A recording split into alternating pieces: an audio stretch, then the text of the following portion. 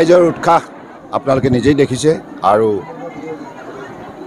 নাৰকুটীয়া সমষ্টি ৰাইজে এইবাৰ নিশ্চিতভাৱে উন্নয়নৰ স্বাৰ্থত ভোট দিব আৰু ভৱিষ্যত প্ৰজন্মক শক্তিশালী ওপৰত গঢ় দিয়াৰ বাবে ভোট দিব।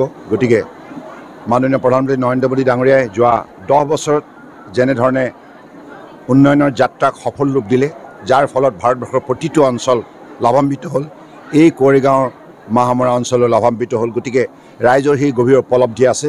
মই ভাবোঁ যে এইখন সমাজে তেখেতসকলৰ আগন্তুক দিনত এইখিনি তেখেতসকলৰ দেশৰ প্ৰতি নিষ্ঠাৰে দায়িত্বখিনি পালন কৰিব আৰু মই আশাবাদী যে তৰংগ গগৈ ডাঙৰীয়া ইয়াৰ অত্যন্ত জনপ্ৰিয় বিধায়ক আৰু তেখেতে যিখিনি কাম কৰিছে এই কামৰ বাবে ৰাইজ ইয়াত আনন্দিত আৰু সুখী।